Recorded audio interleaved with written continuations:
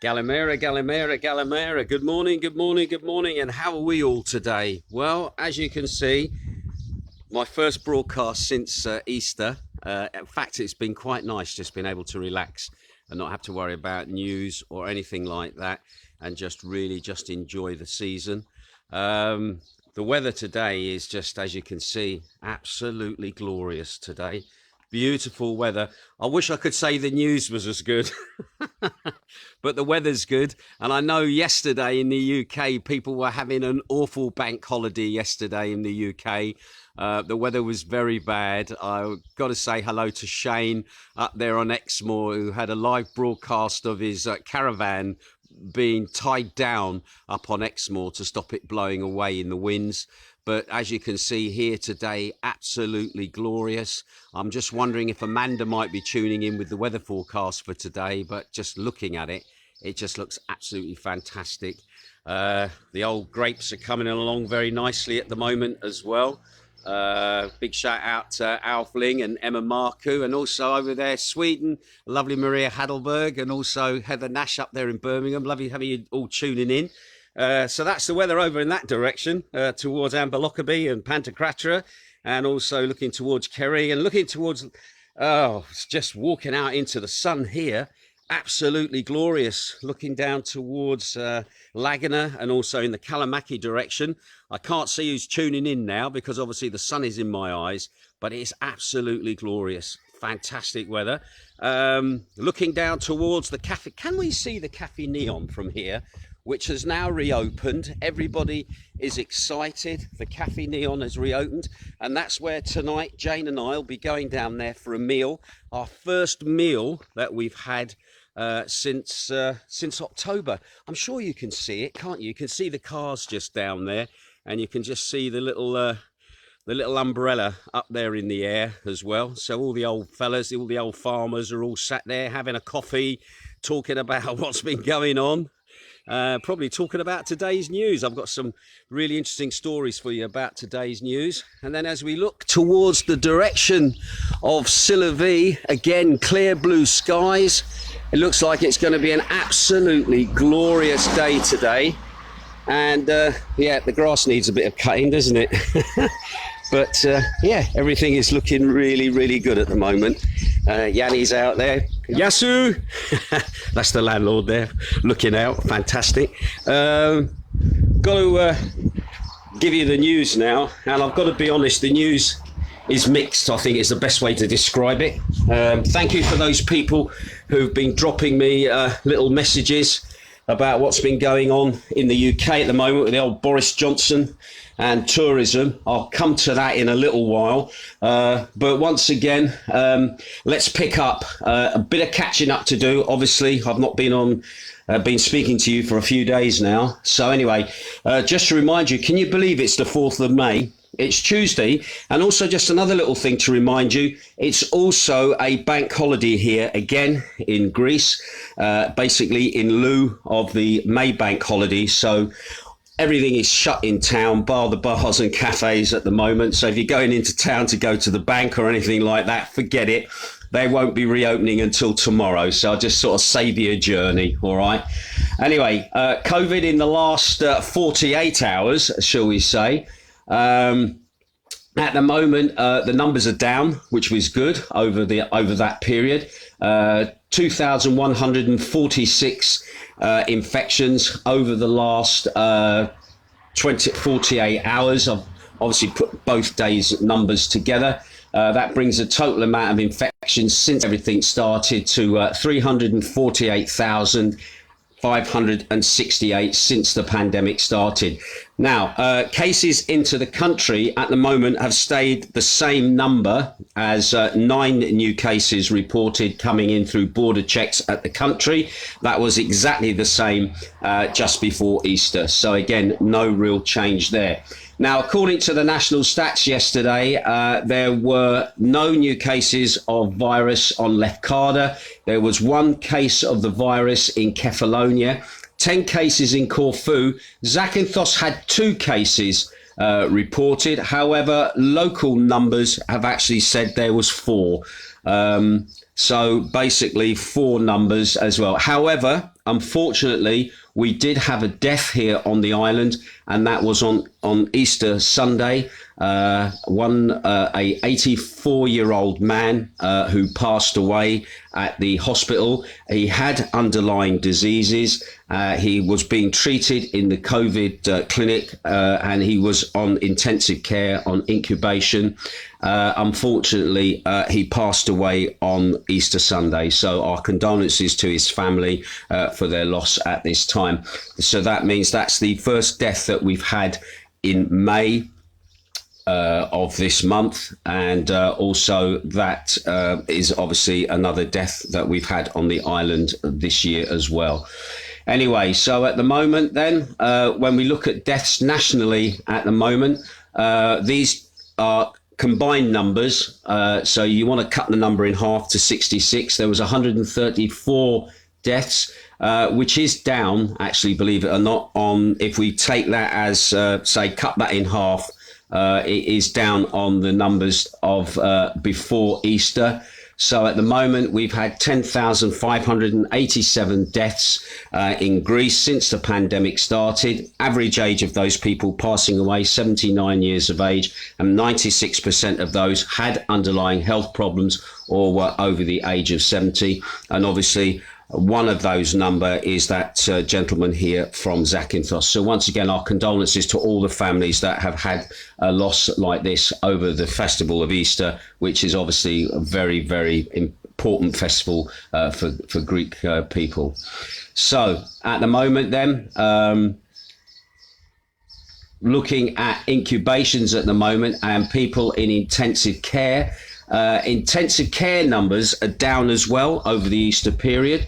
They were standing at 802 on my last broadcast. They have now just dropped down to 797.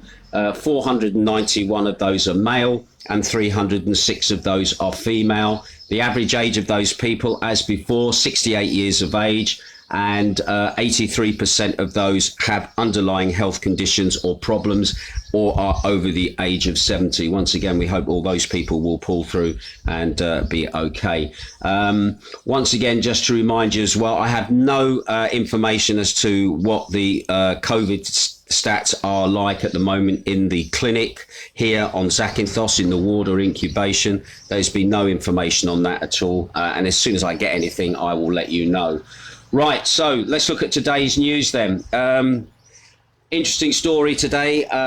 A game with firecrackers, or bangers as we would remember them as kids in the UK. It seems that a 30-year-old man from Zakynthos literally blew his hand off while playing a game with firecrackers. He blew off his hand and he blew his hand off and wrist injury down there. He basically was lighting the firecracker. It's not clear as to how the explosion happened, whether he was holding on to it or whatever. But anyway, he had to be rushed to the hospital, where he was then operated on by the orthopedic surgeon. And also the MP from Zakynthos was there as well, assisting with the operation. The operation took place in the early hours of Sunday, from 1 o'clock till 4:30 in the morning. At the moment, the 30-year-old is being treated at the General Hospital of Zakynthos. No word on how his condition is. Obviously, he probably is stable.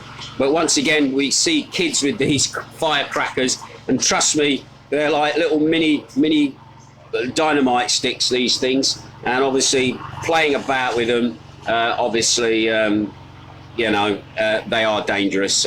When you think we had them banned in England years ago, Greece still likes their fireworks.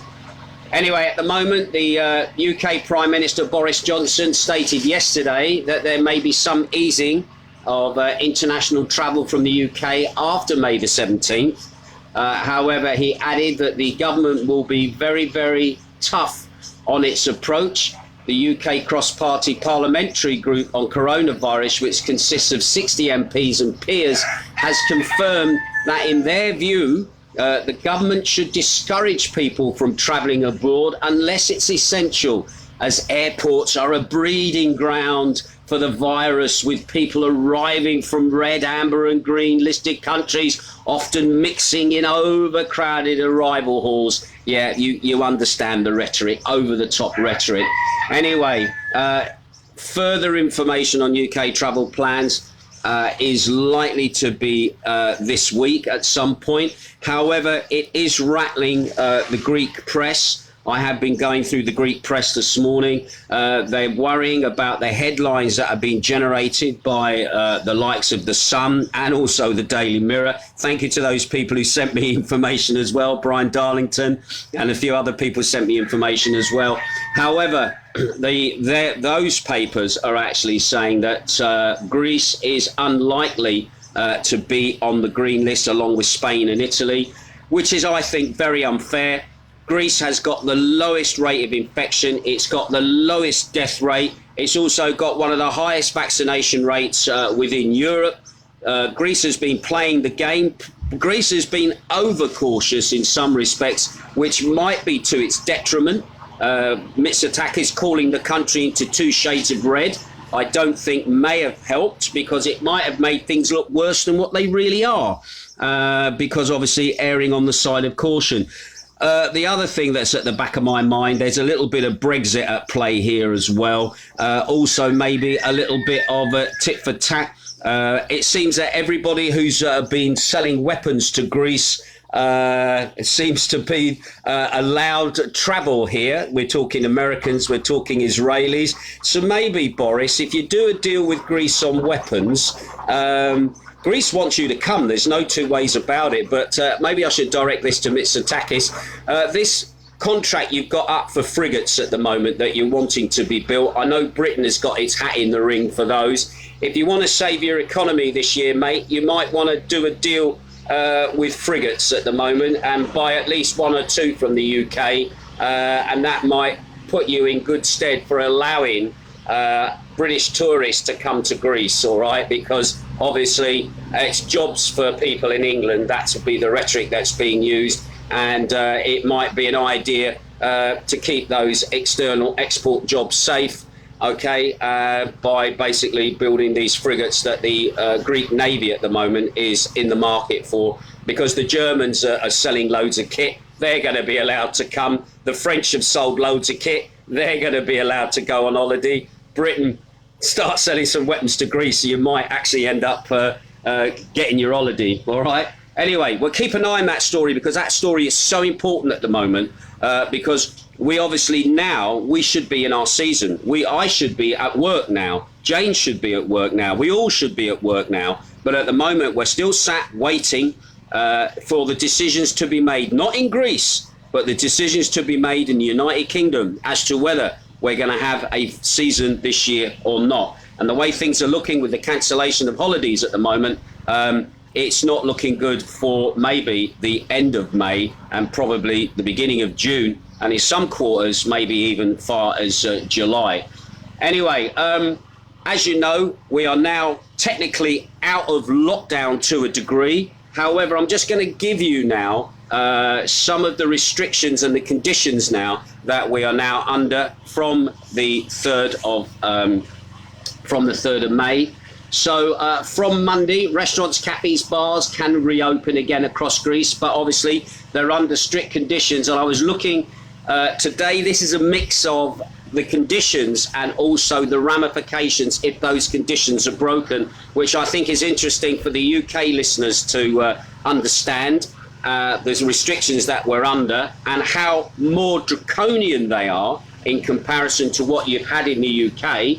And also for people here on the island who might not really realise just the severity of the restrictions as well. Right, now, first of all, opening hours now.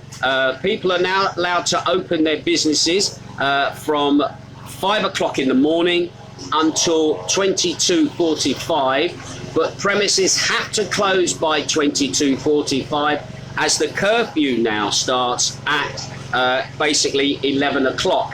Now, if those cafes and bars and restaurants don't close by 11 o'clock, basically they're going to incur a fine of €1,000 basically for staying open. Not only that, if there's customers inside that premises, so they may have actually have customers hanging around, whether they're inside or whether they're outside, they will also incur a further fine of €3,000 as well. So basically, if they don't shut their doors by the time stated, and there's still people hanging around who probably work in the business, it's €1,000 fine. But if they've still got customers in that business, either outside or inside, because again, people are not allowed inside the business, and obviously to use the toilet or something like that, that is a €3,000 fine on them. Not only that, but they get a 15-day close down, and that is a first offence. Okay, that's a first offence. So that is the reason why, if people ask you to leave, guys, don't hang around, don't sort of dilly-dally and sort of wait it out. Trust me, they're looking at hefty fines at the moment. Anyway, the other thing as well, services exclusively seated, and obviously services outdoors. Nobody can go inside the building unless, of course, to use the toilet. And it is a maximum of 6 people per table. That's what they're allowing. And also as well, music is banned as well. And I was looking at the offences over the music ban. The first offence for having music on in your venue is €2,000 fine and a suspension of 15 days. If you get caught a second time, it goes up to €4,000 and then another suspension of 30 days and just goes up to basically 60 days, all right? So again, the music ban, from the looks of it, is going to be seriously enforced with very heavy fines for people who are breaking that. So that basically could be me out of a job in the summer, but we'll wait and see. Anyway, disinfectant is to be provided on all tables. Bar stools should be kept at a distance. And the other thing that has happened as well is that my mouse has now decided it doesn't want to work. Where are you, mouse? Oh, I hate it when he does that. Yeah, basically, businesses have been rated on size as well, and depending on the size of your business will depend on the fine that you will actually incur as well. But anyway, a maximum of 6 people per table.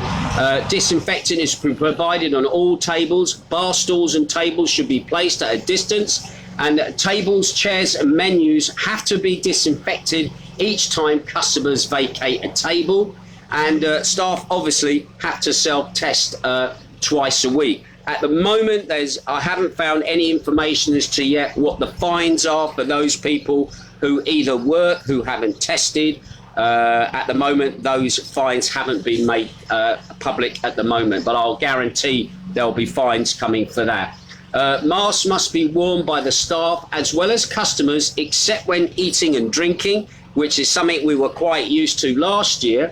Also as well, interestingly enough, gatherings, events and special occasions are also banned as well. Now, whether that means you cannot have a birthday group of people turning up at a restaurant, or you want to have a wedding party at a restaurant or a bar, that now is banned at the moment, and we'll be interesting to see how that ban plays out and how it will continue if the season comes back into play. But at the moment, all special events, birthday parties, engagement parties, wedding parties, whatever, all banned at the moment for the time being.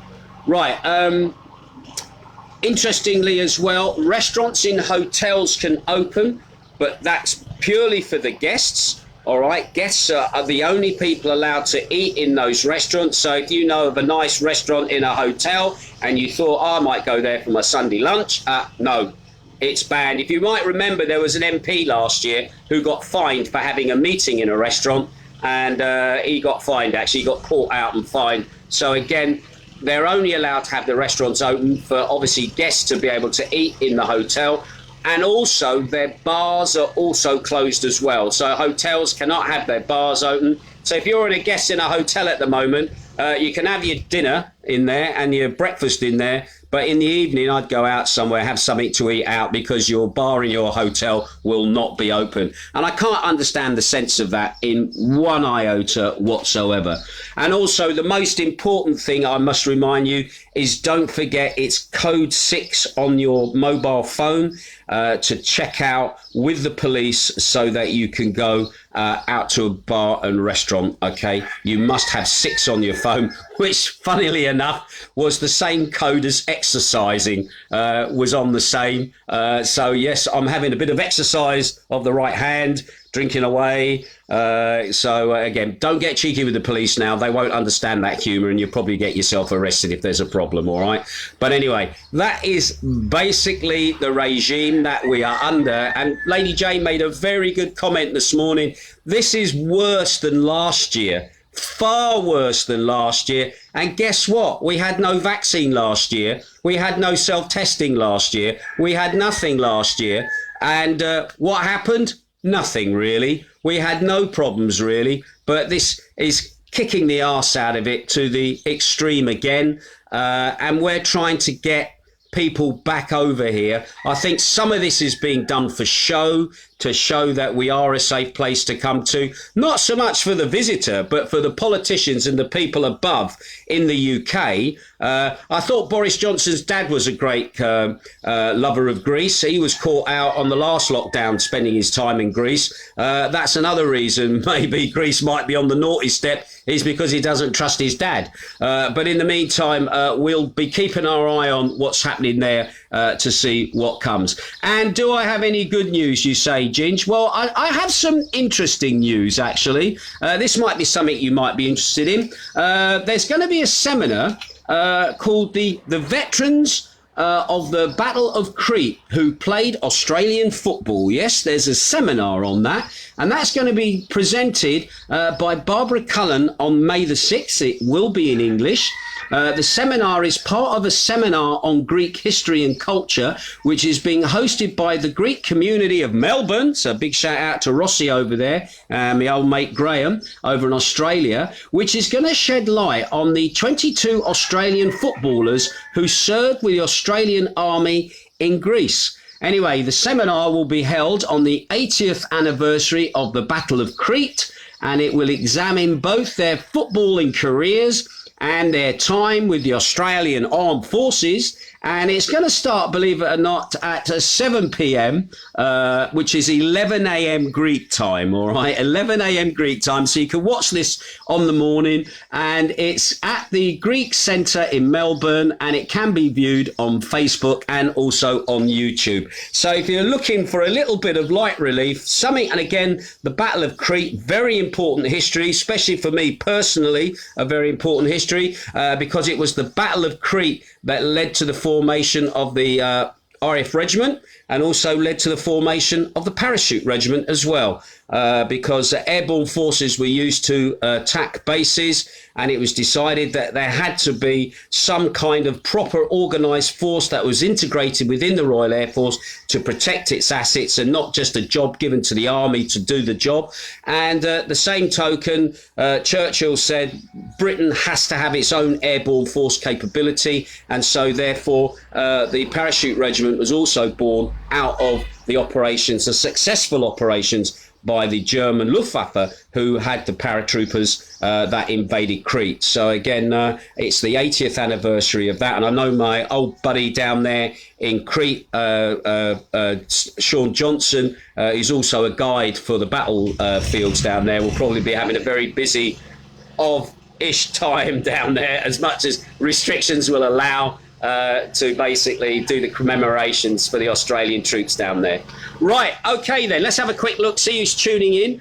Once again, can I just say thank you for all those lovely wishes as well that people sent us in regards, Calo Pascal, happy Easter. Thank you, we had a beautiful day. I haven't put any pictures up, to be quite honest, at the moment. Jane and I just basically just taking time off for me taking time off from Facebook and just enjoying everything. Anyway, big shout out to Shane Bowen there. I hope your caravan's still with you, mate, after yesterday's windy weather up there on Exmoor, because I know Jane was talking to a lot of family all over, and they're all complaining about the weather in England at the moment. You had a nice weekend at the beginning, and then obviously it got crappy by Monday. Anyway, Heather Nash says, hi, it looks much brighter than here. I'm well jealous, mate. Oh, bless you. Shane Bowen says, Gallimera from storm-lashed Exmoor. We did survive, though. Yeah, bless you. I could see all the strapping and all the harnessing, tying everything down. Seamus J. Mackle is also tuning in. Nice to see you looking in, Seamus. Also, as well, the lovely Amanda Gregory says, good morning, Ginge. Hope you and Jane had a lovely Easter. Sunny and very warm today. High of 24 degrees. Will feel like 27. Have a good day. Well, that is fantastic weather. Let's hope it stays like that. That's all I can say. Mark Allen is watching as well. Give you a quick wave to Amanda.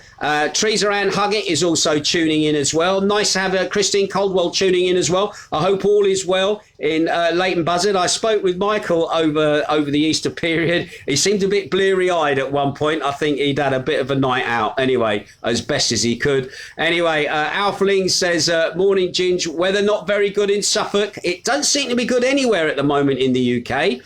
Dave Cramp says, morning to you and Lady Jane. Thank you there, Dave. Janet Cooney is also watching as well. Lovely to have you looking in, Janet. Zanti Pete says, happy Star Wars Day, mate. May the 4th with you. Rumour is Boris is going to give a traffic light system for countries on Thursday. Cheers for that, fella. I like that. Is it really the Star Wars Day today, is it? I don't know. I actually did do an interview with Peter Mayhew, who was Chewbacca, back in 1977 when Star Wars first came out. I was working at King's College Hospital, and I also did some work at Mayday Hospital and radio work there. And Peter Mayhew was a hospital porter at King's College Hospital. He was also at Mayday for a while. Lovely fellow, really nice. And at that time, he'd just done Star Wars, and he didn't know if he was going to get signed for the second film.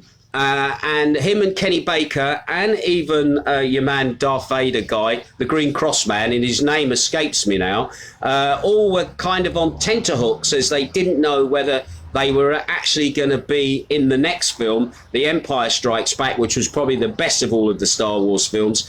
Yeah, I really wish I had that recording still, because such a really nice guy. And they used to send the mail in those days to the hospital, and you used to get bags of mail arriving at the Porter's Lodge for Mr. Chewbacca. Brilliant. Well, cheers for that, Pete. You've just rekindled a memory there, mate. Tim Crystal says, morning, buddy. I've missed your broadcast in the last few days. Well, to be honest, mate, I've kind of missed doing them, but I haven't missed the work that goes into producing them. And even this morning, sort of sat down, getting it all back together again, and then kicking off again. Actual fact, it weren't that bad, to be honest. And now that I'm doing it, it's like, well, it's back again, and we're cracking on. Just a quick one for you. Last week's Dance Anthem show is now up online on Mixcloud. There is links on my Facebook page to that. Thank you to those people who've already been high-fiving that broadcast. The Northern Soul show will go up today from last weekend, which again, thank you for all those people who were in the chat room over the Easter weekend for the Northern Soul show. And I will be making the Northern Soul show today. The dance show has already been made ready for Friday. So, yeah, it just carries on here in Macarado at Studio One. And Jane and I, we're off out tonight as well for our first meal since October, which we're looking forward to. Anyway, Mary Heidelberg over there in Sweden says, good morning, looks lovely there. Raining here today, but I'm happy it's not snowing. I'd rather have snow than the rain, but anyway, you can have too much of a good thing. She also says, enjoy your night out and she's got lots of beer and food on plates emojis on there. Thank you, my darling. Dave Lowry is also watching as well. Raffridge buddy, nice to see you. Mark Pumphrey, Raffridge buddy. Pete Baldwin as well, another Raffridge buddy. Nice to have you tuning in. Christine Wildridge is looking in as well. Pete Burns as well. Oh, sorry, Dave Burns is tuning in. It's Pete Burns. I spin you right round. Anyway, he's tuning in. Nice to see you looking in, fella. I hope you had a pleasant weekend, bank holiday, and enjoyed yourself. Pam Stott is also tuning in. Lovely to have you checking in. Tim Crystal says, why does music make COVID wake up and calls? Wake up and calls? I think there's a joke in there somewhere. Well, that's what it does. Supposedly, COVID likes music. I think that's basically the bottom line of it. The louder the music, the more intense it gets. There you go. There must be science behind this somewhere. Otherwise, I thought COVID might be tone deaf and might not like music. But obviously, it seems to like that. Anyway, Dave Burns says, not good that no music. Yeah, I agree 100%, mate. Could mean you and I may not have a job for the summer.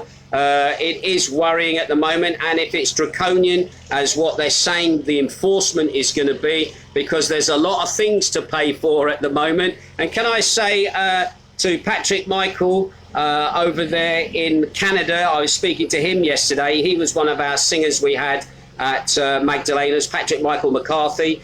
We were talking about music and entertainment and just the way things are in Canada. Canada has had some very draconian rules being in place over there at the moment.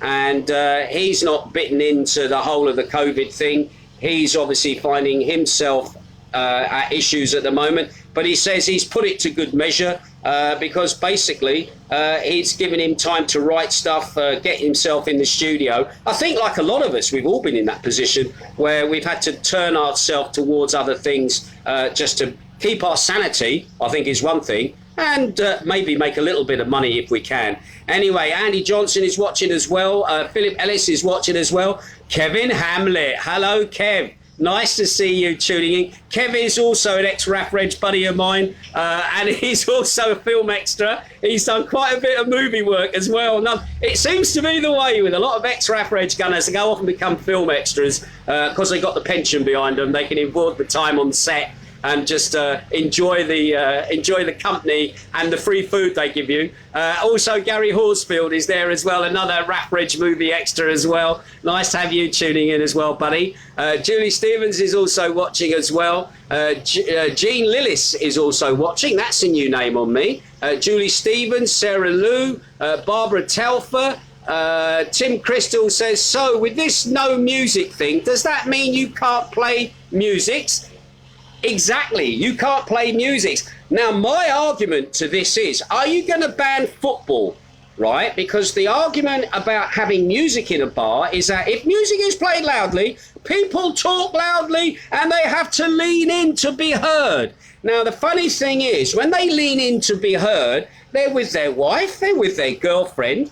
They've probably been kissing and hugging their girlfriend or their wives at some point. So why is the coronavirus not showing any interest in that direction? But anyway, with the shouting in, they're saying there's more likely that you may pick up the virus that is hanging in the air through the loudness of talking. And I'm thinking now, what about football? When the football is on the screens and everybody's shouting and screaming for Man U or Chelsea or Olympiacos or for Panathinaikos or Ike at the screens, isn't that a danger to public health?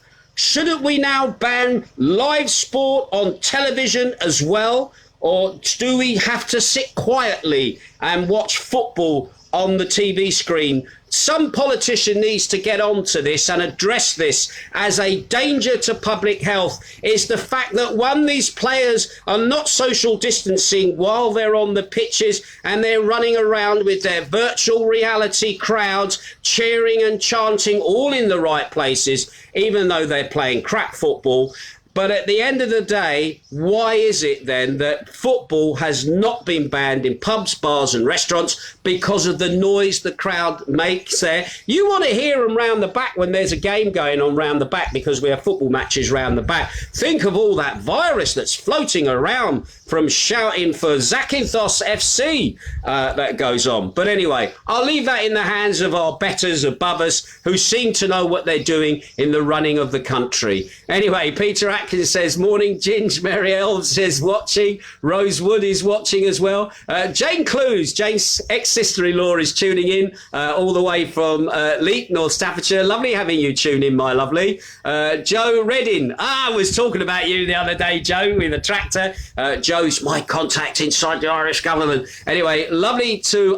Joe says he's going to be with us on May the 4th. So that's good news. It seems the Irish are coming. The British are not coming, but the Irish are going to be here. Whether he's coming directly from Ireland, I don't know, or whether he's got a secret way. He's probably coming in on the president's private jet, probably. Maybe Ireland is doing a weapons deal with Greece, so maybe they're getting preferential treatment. But anyway, we'll wait and see. Anyway, thank you for that, Joe. I look forward to catching up with you. As soon as you get here, let me know, and I want to come and talk to you. Anyway, Derek and Bridget Cole is watching as well. Oops, I've lost you. Hang on a minute. Derek Bridget Cole is watching as well. Gail Marsden is watching.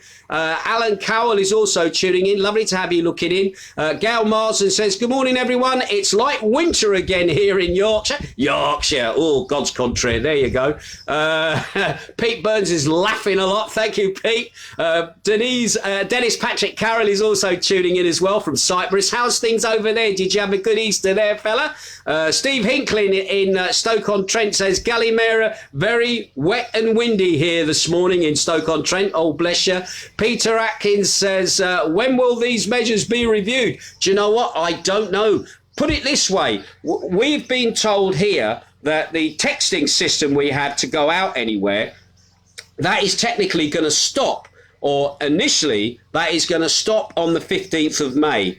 And literally 2 days later, that is when Greece tourism season starts. Our season starts on the 17th. Now, at the moment, we're going to be seeing who turns up on the 17th, if anybody does. The only people we know that are definitely coming at the moment are the Polish, the Serbians, the Israelis, maybe the Germans. They've been selling a lot of weapons. And maybe, who is it? The other lot. It'll come to me in a minute. There's another lot expected. The Dutch. Maybe the Dutch as well. But at the moment, definitely the Polish, definitely the Serbians, definitely the Israelis. There's been lots of deals been going between all of those countries. Don't forget, we've got the Israeli vaccine here at the moment. That's under trials, and that's being tested in 2 hospitals in Athens. So we were given free vaccine as well from the Israelis. Mr. Netanyahu gave us free vaccine. So we'll wait and see. But at the moment, we don't know when these measures are going to be reviewed as such. But we're expecting 15th for at least the telephone texting to stop. And then, obviously, the tourists should arrive on the 17th.